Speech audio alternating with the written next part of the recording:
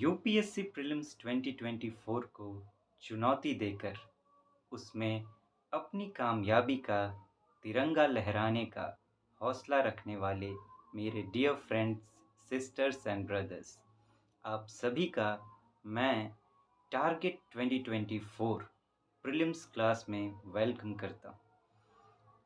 Friends, आपको याद होगा कि कल मैंने बातें की थी कि अगर आपने फैसला ले लिया है कि आपको इस एग्ज़ाम में बैठना ही है, तो अब आपको अपने माइंडसेट को उसके लिए तैयार करना पड़ेगा और ये सबसे इम्पोर्टेंट है। आपका दिमाग आपका साथ दे, ये बहुत ज़रूरी है क्योंकि इस दौरान बहुत चीज़ें अप डाउन होंगी। इसीलिए अब आपको अपने माइंड को फिट करना है और अब हम लोग स्ट्रैटेजी पर बात करेंगे इस एग्ज़ाम की कि क्या स्ट्रैटेजी होनी चाहिए आपकी, जिससे कि आप इस एग्ज़ाम को परफेक्टली क्रैक करने के करीब हो। फ्रेंड्स, अगर आपने रामायण देखी हो तो उसमें एक था बाली। बाली जो सुग्रीव का भाई था। आप जानते हैं कि बाली और सुग्रीव एक जैसे दिखते थे और बाली में ऐसी ताकत थी कि अगर आप उसकी आंखों में देख लेते तो आपकी आधी शक्ति उसमें चली जाती थी, इसीलिए उससे कोई जीत नहीं पाता था। ये यूपीएससी प्रीलिम्स भी कुछ इसी तरीके का है। ये इस तरीके का है कि मन में ऐसा डर क्रिएट कर देता है कि आपकी आधी शक्ति तो ऐसे ही चली जाती है। लेकिन बाली को भी मारा गया था, राम जी ने मारा था, कुछ अलग दिमाग लगाकर। बाली के दिमाग से ही श्री राम जी ने खेला और उसे मात दी।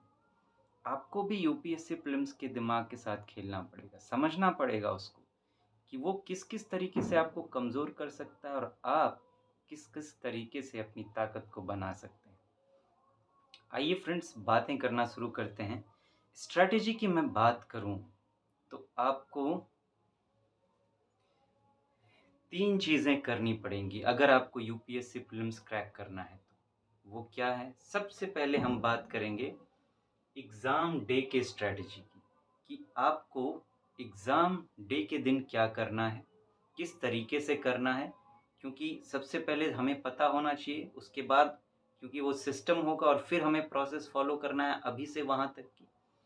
वो करने के बाद हम बात करना शुरू करेंगे skill development to solve questions कि क्वेश्चंस को आप किस तरीके से सॉल्व करेंगे ताकि क्रैक किया जा सके, उस कट ऑफ को बीट किया जा सके जो यूपीएससी प्रीलिम्स अभी रख रहा है।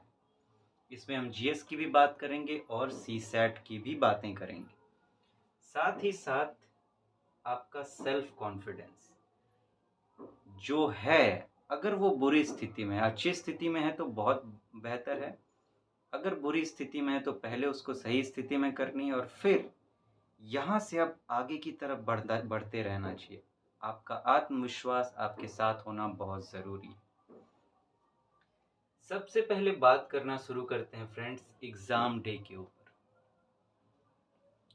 अब देखिए, एग्ज़ाम डे जो होता है पहले आपको उसके नेचर को समझ लेना चाहिए क्योंकि उसी के अकॉर्डिंग फिर आपको प्लान करना पड़ेगा। सबसे पहले मैं कह दूं, डरने की कोई बात नहीं है। डरने की बात तब है जब आपको उसके बारे में पता ना हो और आपने उसके अकॉर्डिंग अपनी तैयारी ना की हो। जैसे कि मान लीजिए आप दूसरी जगह जाते हैं कहीं पर, वहाँ पर एक तालाब है, आपको नहीं पता कि उसकी गहराई क्या है, इसलिए आप उसमें जाने से डरेंगे।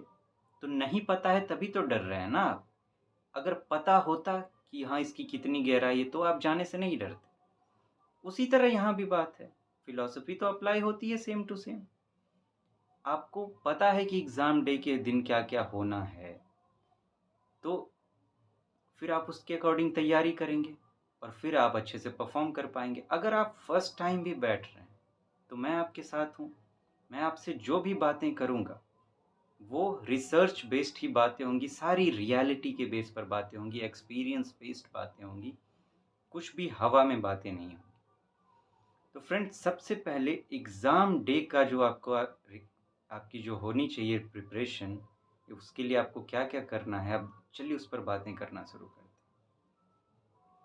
हैं। एग्ज़ाम डे से पहले जो एग्ज़ाम का आखिरी हफ्ता होता है, एग्ज़ामिनेशन वीक, आपको सबसे पहले उस पर ध्यान फ़ोकस करना पड़ेगा, क्योंकि वो 1 हफ्ता जो है वो आपको सबसे ज़्यादा कमज़ोर करने की कोशिश करेगा।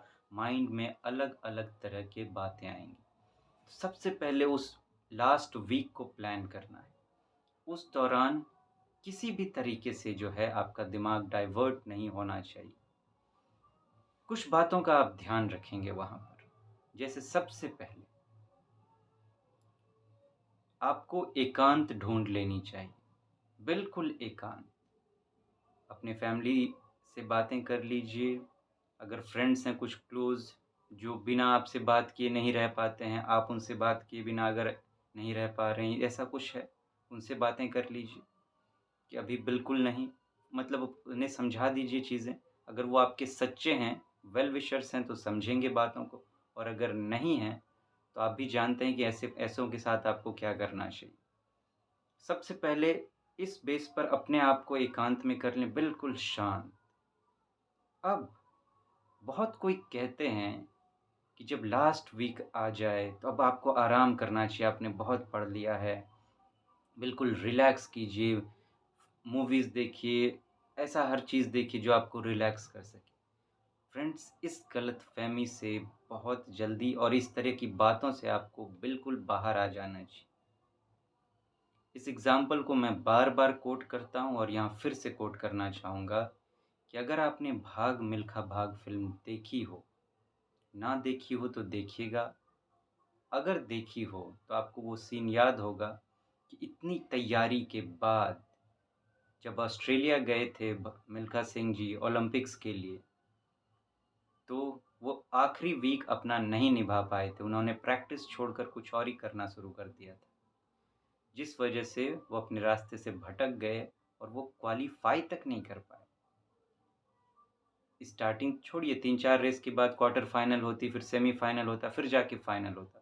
उन्होंने तो एग्ज़ामिनेशन का जो पहला पार्ट है उसके लिए भी क्वालीफाई नहीं किया। ये हालत हो गई थी उनकी, जिनमें पूरा दम था कि वो गोल्ड मेडल जीत सकते थे। तो आपको अपने आखिरी वीक में अपने रूटीन को बिल्कुल नहीं छोड़ने की कोशिश कीजिएगा। ऐसा देखिए, अपने माइंड को आप ऐसा स्पेस ना दें कि आप खाली बैठे हुए हैं, और अगर आप खाली बैठेंगे उस दौरान तो यकीन मानिए थॉट्स नेगेटिव ही आते हैं। आपको ऐसे ही थॉट्स आएँगे जो आपको कमज़ोर करने की कोशिश करेंगे, लेकिन आपको पॉज़िटिव रहना है। एक चीज़ आप कर सकते हैं, हाँ, अगर आपको लगता है कि अब सेल जो चीज़ें हैं सिलेबस की पढ़ने से वो आपको बर्डन के रूप में लग रहा है, वो आपके दिमाग को देखिए प्रेशराइज़ भी नहीं करना है, तो थोड़ा टाइम उन्हें देखा, बाकी टाइम आप ऐसे जो बुक्स होते हैं जैसे पर्सनालिटी बेस्ड बुक्स होती है, पर्सनालिटी डेवलपमेंट रिलेटेड, या किसी की इम्पोर्टेंट पर्सनालिटीज़ की बायोग्राफीज़ आप पढ़ सकते हैं, मीन्स कुछ फिलोसॉफिकल टाइप बुक्स। लेकिन मेन चीज़ जो आपको करना है, अपने दिमाग को बिज़ी रखने की कोशिश कीजिए, हल्की चीज़ें ही दीजिए, कुछ ऐसे ही सुन रहे हैं, कुछ ऐसे लेकिन देखिए, वो जो सजेस्ट करते हैं कि मूवीज़ देखिए आप, ये सब कीजिए, इन सब चक्करों में मत पड़िएगा। एक मूवी अगर आप देखते हैं ना, तो कभी एक्सपेरिमेंट करने की कोशिश कीजिए, अगर आपने ऑब्ज़र्व ना किया हो तो। देखिए कि आप देखने के बाद वो कितने टाइम तक वो चीज़ दिमाग में घूमती रहती है, घूमती रहती है, घूमती रहती है, और आपकी सोच को कहाँ से कहाँ लेके जाती रहती है। पता चला एग्ज़ाम हॉल में हम बैठे हुए हैं, क्वेश्चन पढ़ रहे हैं और दिमाग में वो मूवी चल रही है। तो ठीक से आपको फ़ोकस नहीं करने देगा वो। तो अपने आप को ज़्यादा से ज़्यादा खाली रखने की कोशिश कीजिएगा। इन चीज़ों से मत भरिएगा। अपने ज आपकी जो रूटीन है उस पर रहिए। जो आपको अच्छी बुक्स लगती हैं कुछ, वैसा पढ़ सकते हैं आप। सिंपल जो होती है ये जो मैंने बातें की, कुछ-कुछ जो पढ़ाई से हट के हो, ऐसी बुक्स आप पढ़ सकते हैं, वो भी आपको रिलैक्स करेंगी। साथ में अगर इनसे भी मन ऊब जाए, अब भी आपको लग रहा है और समय बच रहा है, तो कुछ मेडिटेशन कर लेना चाहिए आपको, कुछ एक्सरसाइज़ेज़ आप कर सकते हैं, या फिर कुछ भी ऐसा कर सकते हैं जो आपके दिमाग को डाइवर्ट ना करे, लेकिन आपका जो समय है उसे वो पूरा करे। नींद आपको उस दौरान जो है 7 से 8 घंटे लेने की कोशिश करनी चाहिए। इसके अलावा आपको जो है अपने आप को इन्वॉल्व रखने की कोशिश करनी चाहिए। इधर-उधर दिमाग को भटकने ना दें। उसे इस सोचने ये जो वो सोचता है कि ये तुम्हारा तैयार नहीं हुआ है, तुम्हारा ये प्रॉब्लम रह गया, ये कमी रह गई, कमियों की तलाश ना करें। उधर अपने दिमाग को जाने ना दें, वो सब सोचने ना दें और भूल से भी आप भी अपने लेवल पर जानबूझकर ऐसा कुछ भी ढूँढने का उस दौरान कोशिश ना करें कि आप में क्या कमी रह गई। अपने आप को अब आपको चार्ज अप करना है और मोटिवेशन नहीं, इंस्पिरेशन देनी, जो कि और सेल्फ इंस्पायर्ड आपको ना अपने प्रति आपकी जो बिहेवियर है, वो बिल्कुल पॉज़िटिव हो जानी चाहिए। अपने आप को पॉज़िटिव रखिए, अपने प्रति जो है आपको रिस्पेक्ट डेवलप करनी है। आपको ऐसी ही बातें अगर सोचनी भी है, तो ऐसी ही बातें सोचनी है जो आपके अंदर आपकी रिस्पेक्ट डेवलप करे। अपनी थिंकिंग को अगर कोई भी नेगेटिव चीज़ आ रही है, तो उसको कुछ चीज़ों से सपोर्ट करके उसको पॉज़िटिव की तरफ ले जाने की कोशिश कीजिए। इन शॉर्ट अगर मैं बात करूँ, तो आपको उस आखिरी हफ्ते में ऐसी पहले तो ये कि अपने दिमाग को खाली ना रहने दें बेवजह की चीज़ों में, गलत चीज़ें सोचने ना दें। दूसरा, आपको अपने प्रति जो है रिस्पेक्ट डेवलप करनी है।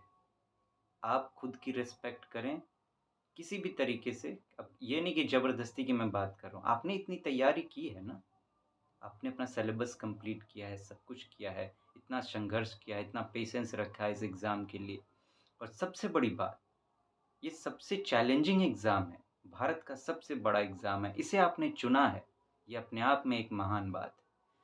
आप अपने आप को पॉज़िटिव रखिए और जो मैंने बात की कि आपको जो बिज़ी रखना है अपने दिमाग को, वो जो आपकी रिवीज़न की चीज़ें हैं, उन्हें रिवीज़न कीजिए और उन्हें अब धीरे-धीरे हल्का करना है आपको, तो फ़िलॉसफ़िकल किताबें कुछ पढ़ सकते हैं, मेडिटेशन कर सकते हैं, म्यूज़िक सुन सकते हैं, लेकिन ऑडियो होनी चाहिए और आप इस तरीके से चीज़ों को करें। अपने आप प्रति आपको रिस्पेक्ट डेवलप कर लेनी है, बिल्कुल पॉज़िटिव रहना। तो ये आपका आखिरी वीक का जो प्लान होना चाहिए, आप इस तरीके से देखिए अपने लेवल पर मैंने बातें की है एक जनरल तौर पर, लेकिन आपको पर्टिकुलरली अपने लिए जो आपकी स्ट्रेंथ है, वीकनेस है, उसके अकॉर्डिंग आपको अपना प्लान खुद बनाना चाहिए उस आखिरी हफ्ते की।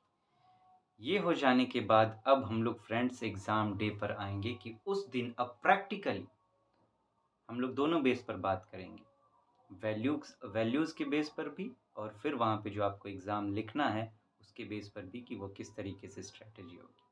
तो फ्रेंड्स आज हम लोग यहीं रुक रहे हैं, फिर मिलते हैं। आप अपना बहुत अच्छे से ध्यान रखें। Thank you so much. नमस्ते and have a nice day. Thank you.